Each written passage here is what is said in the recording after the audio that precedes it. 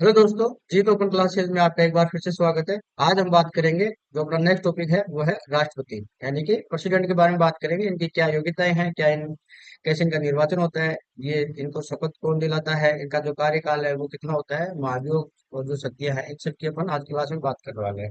Article 52 से लेके 72 तक अपन देखने वाले हैं, और भी जो एक्स्ट्रा जो आर्टिकल्स हैं उन सब की भी अपन बात करेंगे। ठीक है। पहली बात आप ये ध्यान रखें, जो भी मैं क्लासेस दे रहा हूँ आपको एकदम एग्जाम के अकॉर्डिंग दे रहा हूँ। एग्जाम के लिए जो इम्पोर्टेंट है चीजें, वही चीजें मैं आपको बता रहा हूँ। ऐसे पढ़ने के लिए तो आप बहुत ज्यादा पढ़ सकते हो, लेकिन कोई मतलब नहीं है। विद्वान बनने से कोई मतलब नहीं है। आपको सिर्फ इतना ध्यान रखना चाहिए कि आपके एग्जाम निकलने चाहिए। तो एग्जाम के अंदर जो चीजें पूछी जाती है वही चीजें मैं आपको क्लास में बताता हूँ। ठीक है। तो जो भी मैटर है आपका एकदम एग्जाम ओरिएंटेड है, तो आप इस चीज की टेंशन मत लेना कि इतना काफी रहेगा कि नहीं रहेगा। आप जिसकी भी तैयारी कर रहे हो, प्रेसिडेंट के अंदर इस क्लास के बाहर कुछ भी नहीं मिलेगा आपको। ठीक है, तो शुरू करें आज की क्लास। देखो, वही चीजें हैं अपनी इंडेक्स के थ्रू अपन समझेंगे कि अपन आज की क्लास में क्या क्या पढ़ने वाले हैं। सबसे पहले अपन बात करेंगे जो अपने प्रेसिडेंट है उनके जो इंट्रोडक्शन है उनके बारे में बात करेंगे, जिसमें अपन उनकी जो संवैधानिक स्थिति है वो देखेंगे, आर्टिकल 52 से 53। ठीक है। फिर नेक्स्ट जो अपना है उनकी जो एलिजिबिलिटी है, यानी योग्यताएं हैं, कौन बन सकता है राष्ट्रपति, उसके बारे में बात करेंगे। फिर इनका जो निर्वाचन है, जो चुनाव प्रक्रिया है, निर्वाचन मंडल, उसके बारे में बात करेंगे। फिर बात करेंगे इन ये जो किन किन की नियुक्तियां करते हैं राष्ट्रपति, किन अधिकारियों की नियुक्तियां करते हैं, किन अधिकारियों को नियुक्त करते हैं, उनके बारे में बात करेंगे। इनको शपथ कौन दिलाता है, इनका कार्यकाल कितना होता है। फिर नेक्स्ट बात करेंगे इनका जो महाभियोग है, इनको पद से हटाने की जो प्रक्रिया होती है वो क्या होती है। और नेक्स्ट बात करेंगे इनकी जो शक्तियां और जो कार्य है उन सब की बात करेंगे, जैसे विधायी शक्तियां हो गई, कार्यपालिका, सैन्य और न्यायिक शक्तियों के बारे में बात करेंगे। ठीक है। आपातकाल शक्तियों के बारे में भी अपन बात करेंगे। 352 आर्टिकल, आर्टिकल 356, आर्टिकल 316, ये सबसे इंपॉर्टेंट है। सबकी बात करेंगे। ये पॉइंट मैंने इसलिए बता रखे हैं आपको कि आपको पता रहे कि क्लास के अंदर आपको आज क्या क्या मिलने वाला है। ठीक है। और 9 नंबर पे अपन बात करेंगे जो अभी प्रेजेंट में जो राष्ट्रपति है अपने, उनके बारे में अपन बात करेंगे। जो द्रौपदी मुर्मू जी है उनके बारे में विशेष नोट्स है। जो राष्ट्रपति से संबंधित प्रमुख अनुच्छेद है उनके बारे में बात करेंगे। नेक्स्ट अपन बात करेंगे राष्ट्रपति और राज्यपाल के अंदर आपस में क्या समानताएं हैं और क्या अंतर है। ठीक है। और जो की फैक्ट्स होते हैं, जो अब तक जितने राष्ट्रपति बने हैं और एग्जाम के अंदर उनके अकॉर्डिंग जो भी क्वेश्चन आते हैं वो सारे अपन देखने वाले हैं। लास्ट में आपको मैं 4 क्वेश्चन मैं कराऊंगा, एक क्वेश्चन का आप जवाब खुद दोगे, कैसे एग्जाम में क्वेश्चन आते हैं। ठीक है, तो ये है अपना इंडेक्स। और इन पॉइंटों के अकॉर्डिंग अपन इस टॉपिक को पूरा करने वाले हैं। और मेरे अकॉर्डिंग इन टॉपिक को अगर आप तैयार कर लेते हो तो उसके अलावा आपको कुछ पढ़ने की जरूरत नहीं है। ठीक है, फिर भी आप पढ़ना चाहो तो आप पढ़ सकते हो। ठीक है, तो शुरू करते हैं अपनी आज की क्लास। बात करते हैं अपन जो फर्स्ट पॉइंट पॉइंट है अपना, परिचय एंड संवैधानिक स्थिति। जो राष्ट्रपति है उसकी संवैधानिक स्थिति क्या होती है, जो दे रखी है अनुच्छेद 52 के अंदर, यानी कि भारत का एक राष्ट्रपति होगा। और ये पद कभी भी खाली नहीं रह सकता, ये ध्यान रखना, कभी भी खाली नहीं होता। ठीक है। अनुच्छेद 53 के अंदर बता रखा है जो संघ की जो समस्त कार्यपालिका शक्ति होती है वो किसमें होती है, राष्ट्रपति के अंदर निहित होती है। इसमें राष्ट्रपति के अंदर, ये चीज ध्यान रखना, कार्यपालिका शक्ति। ठीक है। ये वर्ड जो मैं हाईलाइट करता हूँ उन चीजों को जरूर ध्यान रखें आप, क्योंकि एग्जाम में इन्हीं को चेंज करते हैं। जो भी अगर स्टेटमेंट के जो क्वेश्चन आते हैं अपने, इन वर्ड्स को ही चेंज कर देते हो और अपन वहीं पर कंफ्यूज हो जाते हैं। की फैक्ट्स की बात करें तो राष्ट्रपति जो होता है भारत का क्या होता है, नाम मात्र का प्रमुख होता है। जैसे स्टेट के अंदर जैसे राज्यपाल होता है, वैसे ही अपना सेंटर के अंदर कौन होता है, राष्ट्रपति होता है। ठीक है। ऐसे ही जो प्रधानमंत्री होता है वो क्या होता है, वास्तविक प्रमुख होता है। जैसे अपने सीएम होते हैं स्टेट के अंदर, वैसे प्रधानमंत्री है। ठीक है। बात करते हैं इनकी योग्यताओं की। तो योग्यता के अंदर बात करें तो जो एलपी है वो आर्टिकल 58 के अंदर इनकी योग्यताओं के बारे में उल्लेख कर रखा है। तो राष्ट्रपति बनने के लिए क्या क्या योग्यताएं होनी चाहिए वो देखते हैं। सबसे पहले तो वो भारत का नागरिक हो। ठीक है। न्यूनतम आयु कितनी होनी चाहिए, 35 वर्ष आयु होनी चाहिए, ध्यान रखना। और जो लोकसभा सदस्य है उसकी बनने की योग्यता वो रखता हो। ठीक है। लोकसभा का सदस्य बनने की योग्यता रखता हो, और जो किसी लाभ के पद पर न हो। ठीक है, किसी लाभ के पद पर न हो, ये चीज ध्यान रखना। अब एक चीज समझ लो आप, तो लाभ का जो पद होता है वो संविधान में परिभाषित नहीं है, पहली चीज ये ध्यान रखो। अब जो संविधान में जो लाभ का पद परिभाषित नहीं है उसको जो जिम्मेदारी किसको दी गई है, संसद के पास इसकी जिम्मेदारी दी गई है कि जो संविधान के अंदर तो लाभ का पद परिभाषित नहीं है, लेकिन जो संसद है वो लाभ के पद को परिभाषित करेगा। संसद को इसकी जिम्मेदारी दी गई है। ठीक है, ये ध्यान रखना। और चुनाव के अंदर जो नामांकन के लिए 50 प्रस्तावक और 50 अनुमोदक आवश्यक है। ठीक है, जब भी इनका चुनाव होता है तो कितने प्रस्तावक होने चाहिए, 50, ये ध्यान रखना। और कितने अनुमोदक होने चाहिए? 50, ये ध्यान रखना। ठीक है, इस चीज को अच्छे से समझ लो। आयु 35 वर्ष होनी चाहिए, भारत का नागरिक होना चाहिए, लोकसभा सदस्य बनने की योग्यता रखता हो, किसी लाभ के पद पर नहीं हो। और लाभ का पद संविधान में परिभाषित नहीं है, इसको परिभाषित करने की जिम्मेदारी किसको दी गई है? संसद को दी गई है, ये ध्यान रखना। चुनाव नामांकन के लिए 50 प्रस्तावक और 50 अनुमोदक आवश्यक है। ठीक है, इतना समझ में आ गया। आगे बात करें तो इलेक्शन होता है अनुच्छेद 54 और अनुच्छेद 55 के अंदर जो दे रखा है वो देखो। तो राष्ट्रपति का जो चुनाव होता है वो कैसे होता है? आनुपातिक प्रतिनिधि पद्धति और एकल संक्रमणीय मत द्वारा होता है। ये चीज ध्यान रखना, जो मैंने हाईलाइट कर रखी है, ऐसी कैसे एग्जाम में आती है। ठीक है, तो राष्ट्रपति का चुनाव वो कैसे होता है? आनुपातिक प्रतिनिधित्व पद्धति और एकल संक्रमणीय मत द्वारा होता है। ठीक है, अब सबसे इंपॉर्टेंट है, इसको तो आप 3 स्टार लगा लो। ठीक है, वेरी वेरी वेरी इंपॉर्टेंट है ये। जो निर्वाचक मंडल होता है, यानी राष्ट्रपति का जब निर्वाचन होता है तो उसमें जो कौन कौन से सदस्य होते हैं वो भाग लेते हैं। पहली चीज, संसद के जो लोकसभा के और जो राज्यसभा के जो निर्वाचित सदस्य होते हैं, कौन से निर्वाचित सदस्य होते हैं वो भाग लेते हैं। निर्वाचित, इस निर्वाचित को आप ध्यान रखो, मनोनीत नहीं होंगे, निर्वाचित होंगे, ध्यान रखना। दूसरे, राज्य के जो विधानसभाओं के कौन से निर्वाचित सदस्य, कौन से निर्वाचित सदस्य। और तीसरा, दिल्ली और पुदुचेरी विधानसभा के निर्वाचित सदस्य। यानी कि ये चीज ध्यान रखना, जब भी राष्ट्रपति का जो चुनाव होता है तो उसमें कौन से सदस्य भाग लेते हैं? निर्वाचित सदस्य भाग लेते हैं, ध्यान रखना। कौन से सदस्य भाग लेते हैं? निर्वाचित सदस्य भाग लेते हैं। ये निर्वाचित के ऊपर ध्यान रखना। और संसद के कौन कौन से रहेंगे? लोकसभा के और राज्यसभा के निर्वाचित सदस्य। और दूसरे, जो राज्य की जो विधानसभा होती है उसके निर्वाचित सदस्य। और तीसरा, दिल्ली और पुदुचेरी विधानसभा के निर्वाचित सदस्य, ये ध्यान रखना। की फैक्ट की बात करें तो मनोनीत सदस्य और विधान परिषद के सदस्य चुनाव में भाग नहीं लेते, ये ध्यान रखना। मनोनीत सदस्य और विधान परिषद के सदस्य चुनाव में भाग नहीं लेते, चुनाव में सिर्फ ये ही भाग लेंगे। ठीक है, क्लियर हुआ? अब मनोनीत सदस्य क्यों नहीं लेते और विधान परिषद के सदस्य चुनाव में भाग क्यों नहीं लेते, उसका कारण जानो। कि जो संसद में जो राष्ट्रपति होता है उसके द्वारा 12 सदस्य मनोनीत किए जाते हैं, इस कारण से वे राष्ट्रपति के चुनाव में भाग नहीं लेते, क्योंकि 12 सदस्य खुद राष्ट्रपति ही मनोनीत करता है। अब ये खुद कर रहा है तो ये तो उसके पक्ष में वोट देंगे एक तरीके से, तो इनको अधिकार नहीं होता उनके चुनाव के लिए। ठीक है, दूसरा, जो विधान परिषद होती है, जो सभी राज्यों में क्या होती है? विधान परिषदें नहीं होती। पहली चीज, जैसे अपने राजस्थान में विधान परिषद नहीं है, ठीक है, विधानसभा है। तो इस कारण से विधान परिषद के सदस्य इस चुनाव में भाग नहीं लेते। पता लग गया क्या है की फैक्ट में क्या है? मनोनीत और विधान परिषद के सदस्य भाग क्यों नहीं लेते? क्योंकि जो मनोनीत सदस्य होते हैं उनको राष्ट्रपति मनोनीत करता है। और कितने करता है? 12 सदस्य मनोनीत करता है। और विधान परिषद सभी राज्यों में नहीं होती है, इस वजह से विधान परिषद के सदस्य चुनाव में भाग नहीं लेते। ये चीज ध्यान रखना। जो अनुच्छेद 333 है उसके तहत जो राज्यपाल होता है विधानसभा में एक जो आंग्ल भारतीय मनोनीत कर सकता है, जबकि जो संयुक्त राज्यपाल की जो नियुक्ति होती है वो कौन करता है? राष्ट्रपति द्वारा होती है। इस कारण से जो विधानसभा का जो मनोनीत सदस्य भी है इस चुनाव में भाग नहीं लेता, विधानसभा का मनोनीत सदस्य भी भाग नहीं लेता, ये चीज ध्यान रखना। क्लियर हुआ क्या? ठीक है, नेक्स्ट अपन बात करते हैं महत्वपूर्ण नियुक्तियां। राष्ट्रपति किन किन की नियुक्तियां करता है वो देख लेते हैं। जो निम्नलिखित पद है उनकी नियुक्ति करता है। जैसे प्रधानमंत्री की नियुक्ति कौन करता है? राष्ट्रपति। और उसकी सलाह पर अन्य मंत्रियों की नियुक्ति करता है। भारत के जो न्यायवादी होते हैं, अटॉर्नी जनरल, उनकी नियुक्ति भी कौन करता है? अपने राष्ट्रपति करते हैं। कैग, नियंत्रण एवं महालेखा परीक्षक, इनकी नियुक्ति कौन करता है? राष्ट्रपति करता है। इनको शपथ भी राष्ट्रपति दिलाता है, लेकिन एक चीज ध्यान रखना, आप नोट लगा के, इनको हटाने का काम राष्ट्रपति नहीं करता, ये ध्यान रखना। हटाने की प्रक्रिया राष्ट्रपति नहीं करता, ये चीज ध्यान रखना। हटाने की हटाने में राष्ट्रपति की कोई भूमिका नहीं होती, कोई भूमिका नहीं होती है। यानी कि इनकी नियुक्ति तो राष्ट्रपति करता है, शपथ भी दिलाता है, लेकिन इनको हटाने का काम राष्ट्रपति नहीं करता, उसकी कोई भूमिका नहीं होती। ठीक है, ये चीज ध्यान रखना। और इनकी नियुक्तियां जो होती है वो किसके सलाह पे होती है? मंत्रिपरिषद की सलाह पर होती है इनकी नियुक्ति, ये चीज ध्यान रखना। राष्ट्रपति जो है मंत्रिपरिषद की सलाह से इनकी नियुक्तियां करता है। ठीक है, नेक्स्ट अपन बात करें तो सुप्रीम कोर्ट है और हाई कोर्ट है, उनके न्यायाधीश की नियुक्ति करता है। राज्य के जो राज्यपाल है उनकी नियुक्ति करता है। यूपीएससी के जो अध्यक्ष है और सदस्य हैं, उनकी नियुक्ति करता है। आरपीएससी के जो अध्यक्ष और सदस्य हैं उनकी नियुक्ति राज्यपाल करता है, ध्यान रखना। वित्त आयोग के जो अध्यक्ष होते हैं उनकी नियुक्ति कौन करता है?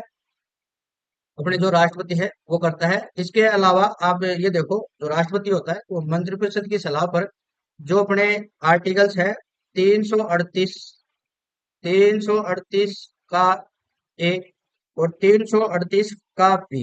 ये और ध्यान रखना। इनके जो अध्यक्ष होते हैं, इनके जो सदस्य होते हैं और इनके जो उपाध्यक्ष होते हैं, इन सब की नियुक्ति भी राष्ट्रपति करता है। अब इस इनके अंदर क्या क्या बता रखा है वो मैं लिखवाता हूँ आपको यहाँ पर। देखो 338 के अंदर क्या है, राष्ट्रीय अनुसूचित जाति आयोग। राष्ट्रीय अनुसूचित जाति आयोग,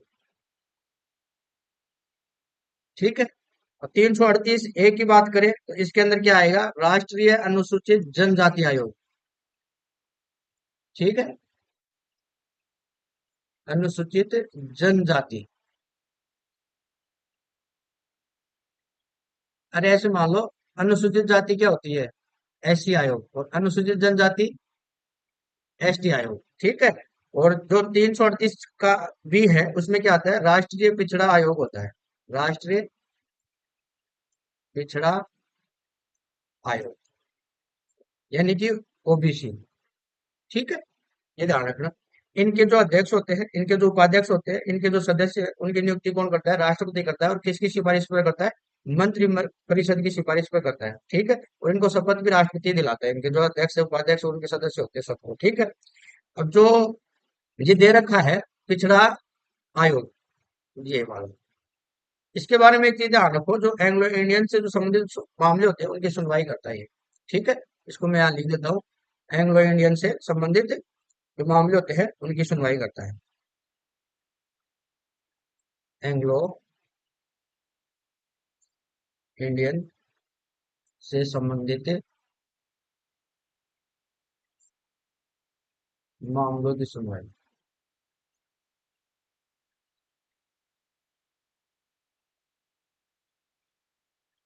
करता है। कौन सा आयोग करता है, राष्ट्रीय पिछड़ा आयोग। ये चीजें नोट कर लेना अपने नोट्स के अंदर, यहाँ मैंने नहीं बताई, मैं साथ साथ बता रहा हूँ, इसलिए मैं क्लास दे रहा हूँ। ऐसे तो पीडीएफ भी डाल दो, आप पीडीएफ भी पढ़ सकते हो।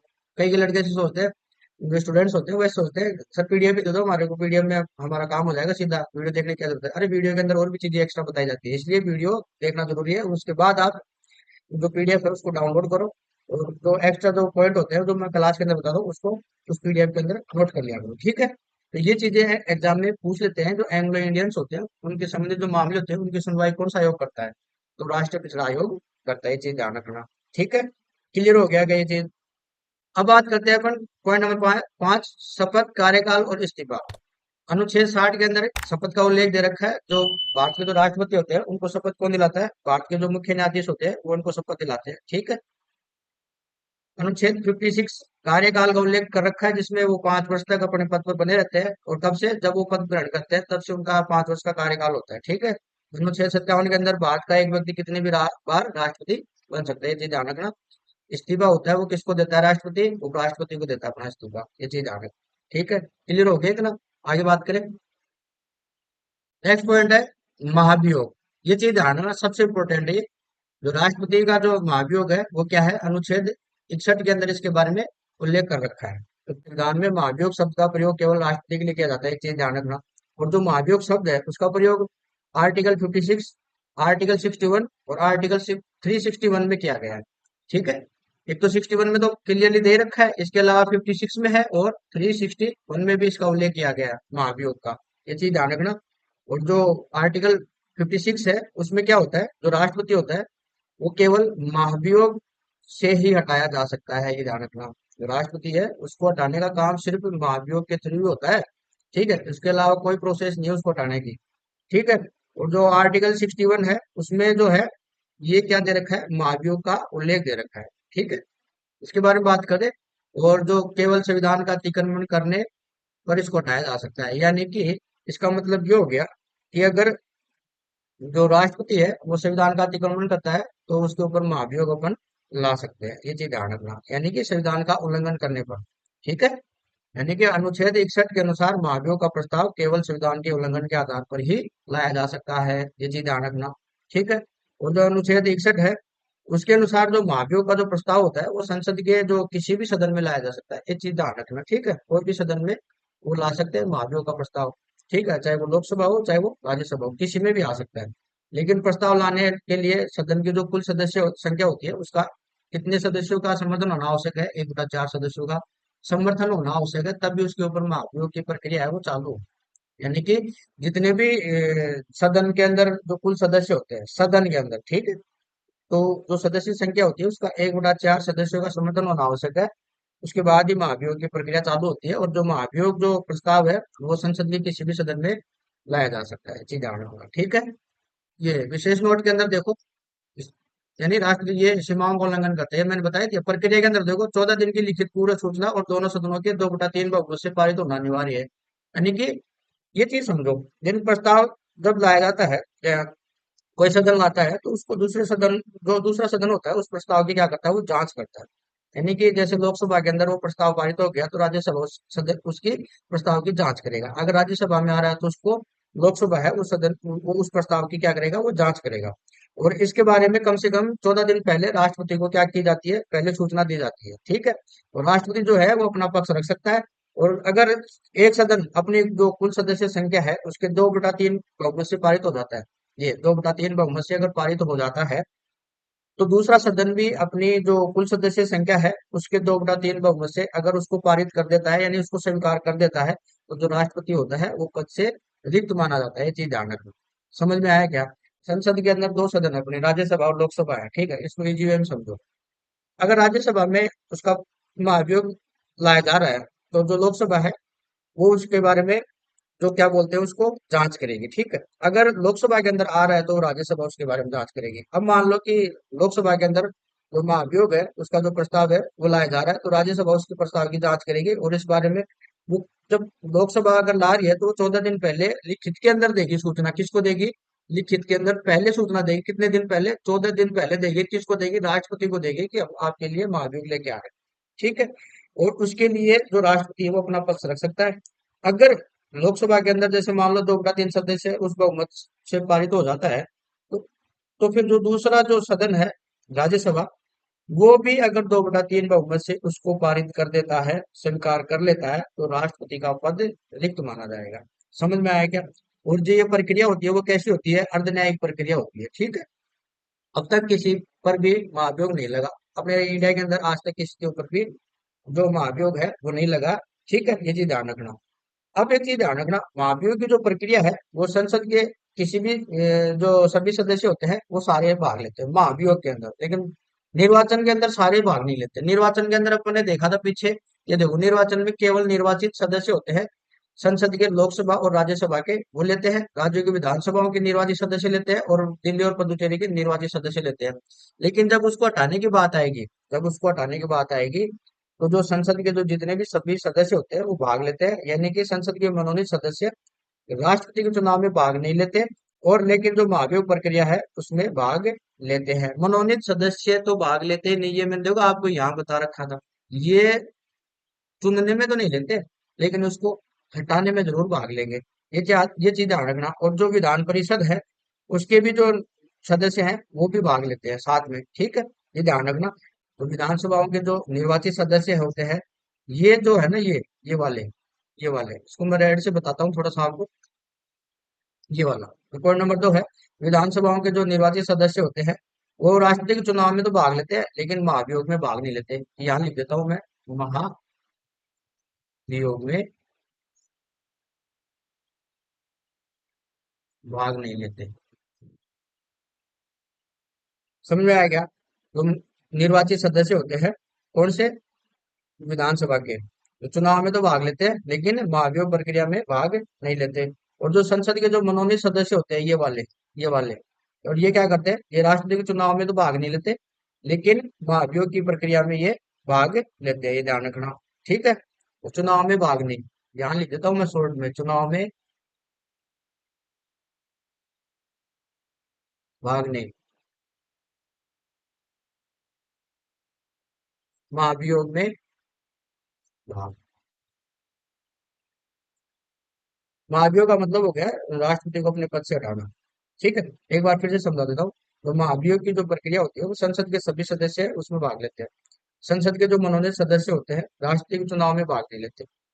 मनोनीत सदस्य चुनाव में, ये भी मैंने बताया आपको, मनोनीत वाले, ठीक है। चुनाव में तो भाग नहीं लेते, लेकिन जो महाभियोग की जो प्रक्रिया होती है उसमें भाग लेते हैं, ठीक है। ये इसके लिए ये ध्यान रखना।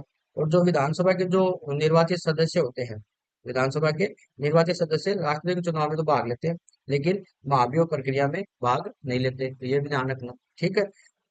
और जो महाभियोग की जो प्रक्रिया के दौरान कोई भी राष्ट्रपति, जो भी कोई भी दौरान कोई भी राष्ट्रपति है, वो जो अपनी जो शक्तियां होती है, उसकी जो सुविधाएं होती है, वो उसको प्राप्त होती है, और वो नियमित राष्ट्रपति को मिलती रहती है। वो उनको रोका नहीं जाता, ये उनकी शक्तियों को रोक दिया या फिर उसकी जो सुविधा है उनको रोक रोक देते हैं, किसी को नहीं रोकते, वो साथ चलती रहती है।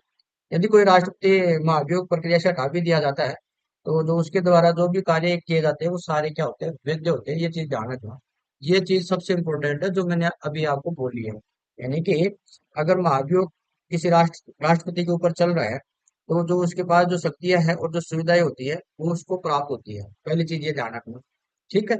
दूसरी बात, अगर राष्ट्रपति महाभियोग की प्रक्रिया उसके ऊपर चल रही है और उसको लास्ट में हटा दिया जाता है, और उस दौरान अगर वो कोई कार्य करता है, तो वो कार्य सारे क्या रहेंगे, वैध रहेंगे, मान्य रहेंगे, उनको मानना पड़ेगा। ये नहीं है कि अभी हट गया तो पीछे वाले कार्य इसके सारे मान्य नहीं रहे, सारे मान्य रहेंगे। जब तक हटेगा नहीं तब तक वो जो भी काम करेगा वो सारे वैध है। ठीक है। ये चीज ध्यान रखना। और जो राष्ट्रपति है उसको महबूब से हटाने के बाद उसके जो पेंशन और जो भत्ते हैं वो उसको नहीं मिलेंगे। जब पद से हट गया तो उसको पेंशन और भत्ते कहाँ से मिलेंगे। ठीक है। ये तो कॉमन सेंस की बात है। ये अपने राष्ट्रपति का जो महाभियोग है उसके बारे में दे रखा है, तो इसको अच्छे से ध्यान रखना। ठीक है। आगे बात करते हैं अपन इसकी जो शक्तियां हैं उनके बारे में बात कर लेते हैं। पॉइंट नंबर 7 है शक्तियां और कार्य। जो विधायी शक्ति है वो क्या है, संसद का सत्र बुलाना, लोकसभा भंग करना, और अनुच्छेद 80 के तहत राज्यसभा में 12 सदस्यों को ये मनोनीत करता है। ठीक है। सैन्य शक्ति की बात करते हैं तो तीनों सेनाओं का क्या होता है, सुप्रीम कमांडर होता है। ठीक है। वीटो पावर की बात करें तो क्या होता है, अनुच्छेद 111 के अंदर दे रखा है, यह किसी भी बिल को अपनी सहमति दे सकता है, रोक सकता है और पुनर्विचार के लिए वापस भेज सकता है। की फैक्ट में बात करें, स्टेटमेंट के अंदर ये जरूर आता है साथ में, जब शक्तियों की बात होती है तो राष्ट्रपति जो होता है धन विधेयक को पुनर्विचार के लिए वापस नहीं भेज सकता। क्यों नहीं भेज सकता? अरे धन विधेयक जो होता है इसकी पूर्व अनुमति से ही तो पारित होता है वो, तो ये इसको वापस क्यों भेजेगा? तो ये चीज ध्यान रखना, धन विधेयक जो होता है राष्ट्रपति की मंजूरी से ही आता है। अब इसको पुनर्विचार के लिए वापस नहीं भेज सकता, ये चीज ध्यान रखना। ठीक है। नेक्स्ट अपन बात करते हैं आपातकालीन शक्तियां, इमरजेंसी पावर्स क्या होती है इसके पास। आर्टिकल 352 के अंदर क्या है, राष्ट्रीय आपातकाल, यानी कि युद्ध एवं सशस्त्र विद्रोह होने के समय, यानी कि देश में अगर युद्ध के हालात हो रहे हैं, सशस्त्र विद्रोह हो रहा है, उसके समय वो राष्ट्रपति क्या कर सकता है, अपने पावर का इस्तेमाल कर सकता है। जो आर्टिकल 352 के अंदर दे रखा है, तो देश में क्या लगा सकता है वो, राष्ट्रीय आपातकाल। आर्टिकल 356 में राष्ट्रपति शासन की बात की गई है, जो राज्य में संवैधानिक तंत्र विफल होने के कारण, संविधान के अकॉर्डिंग अगर देश में काम नहीं हो रहा, तो वो क्या लगा सकता है, राष्ट्रपति शासन, आर्टिकल 356 के अकॉर्डिंग। और जो आर्टिकल 360 है, वित्तीय आपातकाल, वित्तीय आपात अस्थायी समय होता है, और ये भारत में अब तक आज तक नहीं लगा, और ये लग जाएगा तो ऐसे मान लो बहुत ज्यादा बुरा हो जाएगा देश के साथ, तो लगना भी नहीं चाहिए। ये सबसे खराब जो है आपातकाल है। ठीक है। पॉइंट नंबर 9 की बात करते हैं, जो वर्तमान राष्ट्रपति है अपनी श्रीमती द्रौपदी मुर्मू, उनके बारे में शॉर्ट नोट्स के बारे में बात कर लेते हैं। जो पेशवा की दृष्टि से वर्तमान राष्ट्रपति के बारे में ये बातें आपको जानना जरूरी है। इनका जो पद है वो कौन सा है, भारत की 15वीं राष्ट्रपति है। ये कौन है, श्रीमती द्रौपदी मुर्मू। ठीक है। विशेष पहचान की बात करते हैं तो पहली आदिवासी महिला राष्ट्रपति है, पहली आदिवासी भारत की। ठीक है। ये चीज ध्यान रखना। ओके। और स्वतंत्र भारत में जन्मी पहली राष्ट्रपति। ठीक है। और ऐसे प्रतिभा पाटिल के बाद भारत की दूसरी महिला राष्ट्रपति। ठीक है। इनकी जो जनजाति, इनका संबंध संथाल जनजाति से है, संथाल। ठीक है, ये ध्यान रखना। और इनका जो जन्म हुआ था वो ओडिशा राज्य के मयूरभंज जिले में हुआ था। कहाँ हुआ था, ओडिशा राज्य के मयूरभंज जिले के अंदर। इनका जो पिछला पद था वो कौन सा था, राष्ट्रपति बनने से पहले वो झारखंड की क्या थी, पहली महिला राज्यपाल थी, झारखंड की। राष्ट्रपति बनने से पहले क्या थी वो, झारखंड की क्या थी वो, राज्यपाल थी। ठीक है। जब उनका टाइम पीरियड क्या था, 2015 से 2021 तक। ठीक है। और अगर की फैक्ट में इंपोर्टेंट अगर बात करें तो क्या करें, अब तक की सबसे युवा राष्ट्रपति भी है ये। ठीक है। ये अपने जो अभी जो राष्ट्रपति है उनके बारे में अपन ने डिस्कस कर लिया। ठीक है। पॉइंट नंबर 10 जो वेरी इंपॉर्टेंट है, इसको स्टार लगा लो, पूरा राष्ट्रपति आपका क्लियर हो जाएगा यहाँ से। अगर ये अनुच्छेद आपके याद होते हैं तो सारा का सारा राष्ट्रपति इन अनुच्छेद के थ्रू आपका क्लियर है। इसका स्क्रीनशॉट ले लेना और इसको अपने फोन के अंदर लगा लेना। ठीक है। स्पेशल मैंने आपके लिए तैयार किया है ये। आर्टिकल 52 क्या कहता है, भारत का एक राष्ट्रपति होगा। ठीक है। आर्टिकल 53 क्या कहता है, जो संघ की कार्यपालिका शक्ति है वो राष्ट्रपति में निहित होंगी। आर्टिकल 54 क्या कहता है, राष्ट्रपति का निर्वाचन होगा वो, उसके बारे में बता रखा है, निर्वाचन के बारे में, निर्वाचन में कौन भाग लेता है, कौन उसको वोट देता है। ठीक है। आर्टिकल 55 फाइव के अंदर क्या है, निर्वाचन की जो पद्धति है वो कैसी है, एकल संक्रमणीय मत प्रणाली, ठीक है। आर्टिकल 56 के अंदर क्या दे रखा है, कार्यकाल के बारे में बता रखा है, 5 वर्ष तक होता है पद ग्रहण करने से।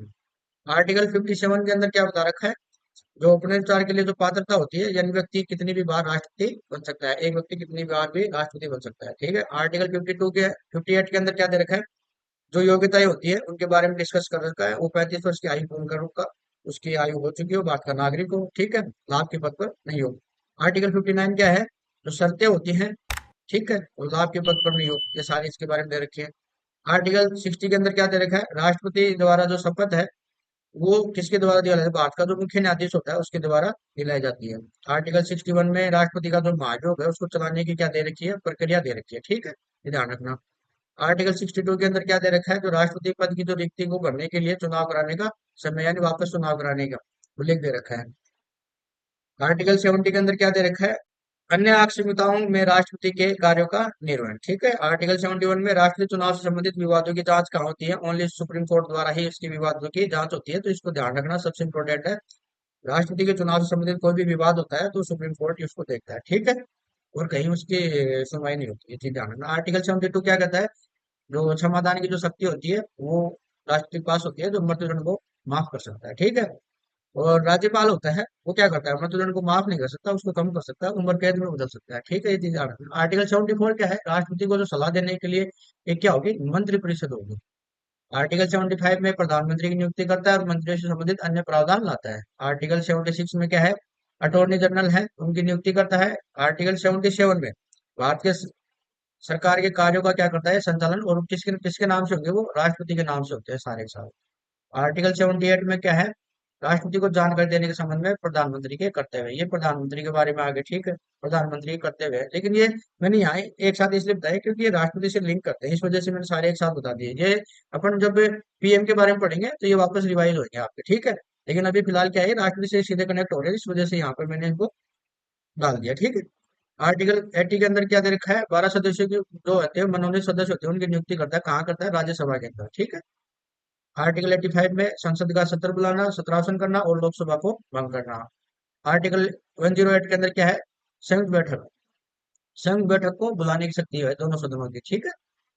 आर्टिकल 111 के अंदर क्या है, विधेयकों पर अनुमति यानी वीटो शक्तियों का प्रयोग। आर्टिकल 112 के अंदर क्या है, वार्षिक वित्तीय विवरण, बजट का विवरण दे रखा है, संसद के समक्ष रखवाना, ठीक है। आर्टिकल 123 के अंदर क्या दे रखा है, जो अध्यादेश होता है उसको जारी करना, ठीक है। और 143 जो आर्टिकल है अपना लास्ट, उच्चतम न्यायालय से परामर्श करने की पावर होती है इसके पास। ये सारे आर्टिकल है, सबसे इंपॉर्टेंट है, जो राष्ट्रपति से रिलेट करते हैं वो मैंने सारे आपको यहाँ बता दिए। इसके अलावा आपको एग्जाम में कोई भी आर्टिकल नहीं पूछेंगे, ये मेरी गारंटी है, ठीक है। इसलिए तो बोला मैंने कि एग्जाम ओरिएंटेड ही आपको मैटर मिल रहा है, एक्स्ट्रा पढ़ोगे कोई मतलब नहीं है, विद्वान बनने से कोई मतलब निकलता। आप इतना सोचो आपको एग्जाम निकालनी, आपको एक नौकरी लगती है, बस बात खत्म। बात करते हैं राष्ट्रपति और राज्यपाल के बारे में, तुलना कर लेते हैं, थोड़ा सा देख लेते हैं।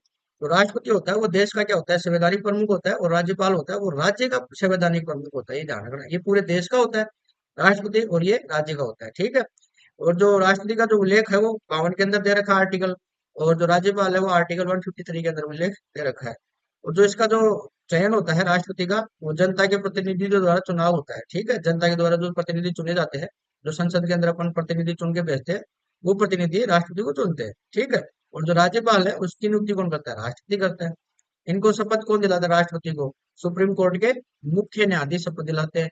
और यहाँ राज्यपाल को कौन दिलाता है, हाई कोर्ट के मुख्य न्यायाधीश, ठीक है। यहाँ सुप्रीम कोर्ट के मुख्य न्यायाधीश दिलाते हैं राष्ट्रपति को, और यहाँ राज्यपाल को हाई कोर्ट के मुख्य न्यायाधीश। जो राष्ट्रपति है वो त्याग पत्र किसको देता है, राष्ट्रपति को। और जो राज्यपाल है वो किसको देता है, राष्ट्रपति को, ये चीज ध्यान रखना। और जो पद से हटाने की जो प्रक्रिया होती है, जो राष्ट्रपति को कैसे हटाएंगे, केवल महाभियोग द्वारा, जो आर्टिकल 61 के अंदर उल्लेख कर रखा है, ठीक है। और जो राज्यपाल है वो राष्ट्रपति की मर्जी तक ये वो बना रहता है, यानी राष्ट्रपति जब चाहे तब उसको हटा सकता है, राष्ट्रपति प्रसाद पर्यंत पद पर बना रहता है राज्यपाल, ठीक है, ये हो गया। अब बात करते हैं जो इनमें जो मुख्य अंतर है वो देख लेते हैं। जैसे मृत्युदंड है, डेथ सेंटेंस, यानी राष्ट्रपति जो होता है वो फांसी की सजा को पूरी तरह माफ कर सकता है, पूरी तरह माफ कर सकता है, ठीक है। और जो राज्यपाल है वो सजा को कम या बदल सकता है, लेकिन मृत्युदंड को माफ नहीं कर सकता, ये ध्यान रखना। मृत्युदंड को माफ नहीं कर सकता, उम्र कैद में बदल सकता है, ये चीज ध्यान रखना, ठीक है। सैन्य शक्ति की बात करें तो राष्ट्रपति तीनों सेनाओं का क्या होता है, सर्वोच्च सेनापति होता है, लेकिन जो राज्यपाल होता है उसके पास ऐसी कोई सैन्य शक्ति नहीं होती है। ठीक है। विदेशी मामलों के अंदर बात करें तो राष्ट्रपति जो होता है वो अंतर्राष्ट्रीय संधियों और समझौतों के राष्ट्रपति के नाम से होते हैं सारे। यानी कि अंतर्राष्ट्रीय संधियां और समझौते किसके नाम से होते हैं, राष्ट्रपति के नाम से होते हैं। और राज्यपाल के पास विदेशी मामलों की कोई शक्तियां नहीं होती है, ये चीज ध्यान रखना। अध्यादेश की बात करें तो राष्ट्रपति जो अध्यादेश लाता है वो आर्टिकल 123 थ्री के तहत लाता है, और जो राज्यपाल है वो 213 के तहत अध्यादेश जारी करता है। ठीक है। और जो विधेयक की बात करें तो राज्यपाल के पास एक विशेष शक्ति है, या किसी भी राज्य के बिल को राष्ट्रपति के विचार के लिए सुरक्षित रख सकता है, और ये दे रखा है आर्टिकल 200 के अंदर। ठीक है। Article 200, article 200। ठीक है। क्लियर। ये जो राष्ट्रपति है और उसके जो राज्यपाल है उनके आपस में तुलना करके मैंने आपको बता दिया कि राष्ट्रपति के पास क्या पावर होती है एक्स्ट्रा, और राज्यपाल में क्या फर्क है। ठीक है। जो मेन मेन चीजें वो मैंने बता दिया आपको। अब बात करते हैं अब तक जितने भी अपने राष्ट्रपति बने हैं उनके बारे में, जो एग्जाम के अंदर क्वेश्चन बार बार पूछे जाते हैं वो चीज देख लेते हैं। तो अपने जो पहले बात करेंगे अपन, जो डॉक्टर राजेंद्र प्रसाद है उनके बारे में। तो डॉक्टर राजेंद्र प्रसाद है भारत के एकमात्र राष्ट्रपति हैं जिन्होंने 2 बार पद संभाला था, और इन्हें देश रत्न और अजात शत्रु भी कहा जाता है, ये चीज ध्यान रखना। ठीक है। नेक्स्ट अपन बात करेंगे डॉक्टर सर्वपल्ली राधाकृष्णन, जो प्रथम उपराष्ट्रपति है जो राष्ट्रपति बने, यानी कि प्रथम उपराष्ट्रपति बने थे डॉक्टर सर्वपल्ली राधाकृष्णन। उसके बाद क्या बने थे, राष्ट्रपति बने थे। ये क्या थे, दार्शनिक थे, फिलोसफर थे। ठीक है। और थर्ड अपन बात करें डॉक्टर जाकिर हुसैन, जो भारत के पहले मुस्लिम राष्ट्रपति। भारत के पहले मुस्लिम राष्ट्रपति कौन से, डॉक्टर जाकिर हुसैन। और इनकी मृत्यु है ना इनके कार्यकाल के दौरान ही हुई थी। ठीक है। नेक्स्ट अपन बात करेंगे बीवी गिरी के बारे में। एकमात्र, जहां भी एकमात्र दे रखा हो ना उसको तो आप अच्छे से रट्टा मार लो मेरे भाई। एकमात्र वाले रट्टा ही मार के रखो। इनको रट्टा मारने के अलावा कोई ऑप्शन नहीं है। जो चीजें समझने वाली होती है वो समझ सकते हो, जिनको रटना है उनको रटना ही पड़ेगा। पॉलिटिक्स यही है, समझने वाली होती है, और कुछ चीजें इनमें रटने वाली होती है, उनका कोई इलाज नहीं। ठीक है। अब ये जो चीजें चल रही है सारी रटने की, इनमें कोई समझाने वाली बात नहीं है। समझाने वाली चीजें मैंने आपको पहले बता दी है। ठीक है। तो एकमात्र राष्ट्रपति है जिनके चुनाव में दूसरे चक्कर की मतगणना करनी पड़ी थी, और ये प्रथम कार्यवाहिक राष्ट्रपति भी बने थे। ठीक है। नेक्स्ट अपन बात करते हैं नीलम संजीव रेड्डी, एकमात्र राष्ट्रपति जो निर्विरोध चुने गए थे, ये चीज ध्यान रखना। निर्विरोध चुने गए एकमात्र राष्ट्रपति कौन थे, नीलम संजीव रेड्डी। ये पहले लोकसभा अध्यक्ष भी रह चुके हैं।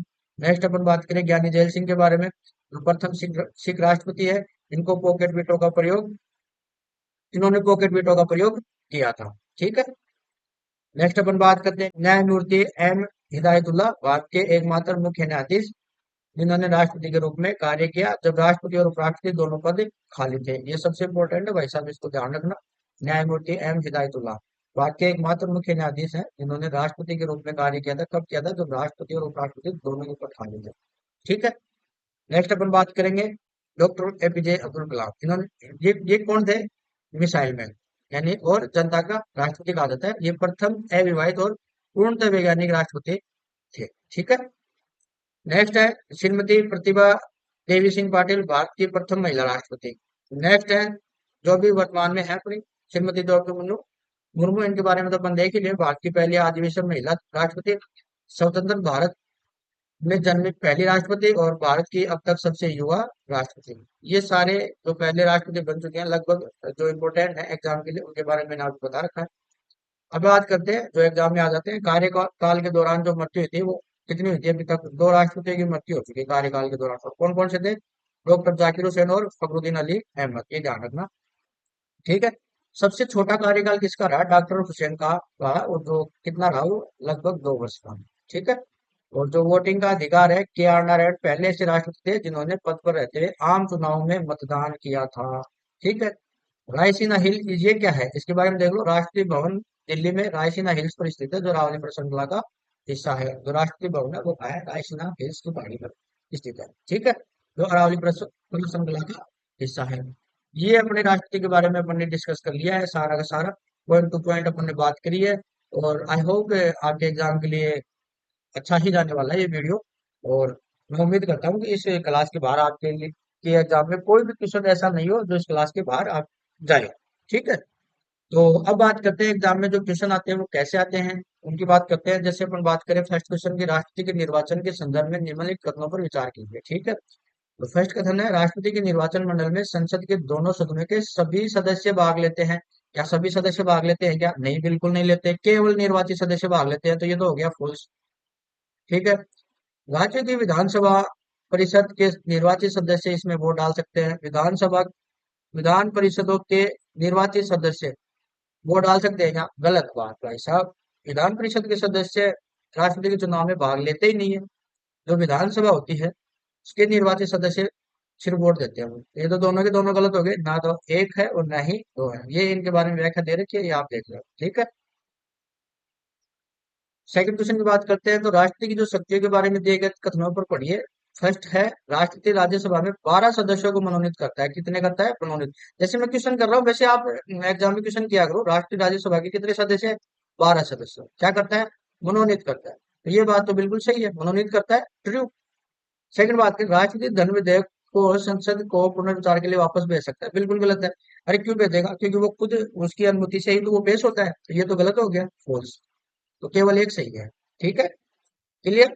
नेक्स्ट अपन बात करते हैं क्वेश्चन नंबर 3। महाभियोग की प्रक्रिया के बारे में कौन सा कथन सही है? तो महाभियोग का जो प्रस्ताव होता है संसद के किसी भी सदन में शुरू किया जा सकता है। बिल्कुल सही बात है। चाहे लोकसभा में आए चाहे वो राज्यसभा में, किसी भी सदन में आ सकता है। और आर्टिकल 61 के अंदर इसका उल्लेख किया गया है। ठीक है। महाभियोग का प्रस्ताव लाने के लिए कम से कम 100 सदस्यों के हस्ताक्षर अनिवार्य है। ये तो मैंने कहीं आपको बताया नहीं, अब तक पढ़ाया गया नहीं। आप प्रस्ताव के लिए मैंने आपको बोल के बताया था 1/4 सदस्यों के हस्ताक्षर आवश्यक है, फिक्स नहीं है 100 सदस्यों के। तो ये तो गलत हो गया, फॉल्स। तो पहला सही है, तो क्या आएगा? केवल एक सही है। ठीक है। नेक्स्ट क्वेश्चन की बात करते हैं, अध्यादेश शक्ति के संदर्भ में निम्न कथनों पर विचार करें। फर्स्ट है, राष्ट्रपति अनुच्छेद 123 के तहत केवल तभी अध्यादेश जारी कर सकता है जब संसद का कोई भी सदन सत्र में न हो। ऐसे छोटे छोटे पॉइंटों को हाईलाइट कर लिया करो एग्जाम में, पेपर के, तो आपको चीजें समझने में आसानी हो जाती है। ठीक है। तो ये चीज ध्यान रखना, जो अध्यादेश है वो 123 के अकॉर्डिंग जो संसद है वो सत्ता में न हो तो तुरंत कानून की जरूरत होती है। ठीक है। तो जो कथन एक है वो क्या है? सही है। ठीक है। एक अध्यादेश की अधिकतम अवधि 6 महीने 6 सप्ताह हो सकती है। ये भी सही है। ठीक है। तो दोनों के दोनों सही है, एक और दो दोनों सही है। अब 6 सप्ताह 6 महीने की कैसे हो सकती है? देखो यहाँ मैंने इसको व्याख्या में बता रखा है। पहला देखो, पहला क्यों सही है? अध्यादेश तभी आता है जब संसद सत्र में न हो और तुरंत कानून की जरूरत हो। ठीक है। दूसरा कथन क्यों है? क्योंकि दो सत्रों के बीच अधिकतम अंतर कितना होता है? 6 महीने का होता है दो सत्रों के बीच में अधिकतम अंतर। ठीक है। और सत्र शुरू होने के बाद 6 सप्ताह का समय मिलता है, इसलिए कुल समय 6 महीने 6 सप्ताह होता है। ठीक है। क्लियर हो गया। अब ये क्वेश्चन आपके लिए, इसका जवाब आप खुद देना। अगर आपने टॉपिक को अच्छे से पढ़ा तो इसका जवाब आप आराम से दे सकते हो। राष्ट्रपति और राज्यपाल की समाधान शक्तियों के बारे में क्या सही है? फर्स्ट है, राष्ट्रपति और राज्यपाल दोनों ही मृत्युदंड को पूरी तरह माफ कर सकते हैं। ठीक है। दूसरा, राष्ट्रपति कोर्ट मार्शल की सजा को माफ कर सकता है लेकिन राज्यपाल नहीं। इसका जवाब आप अपने हिसाब से देना, केवल एक सही है या केवल दो सही है या फिर दोनों ही दोनों सही है या फिर दोनों के दोनों गलत है। ठीक है।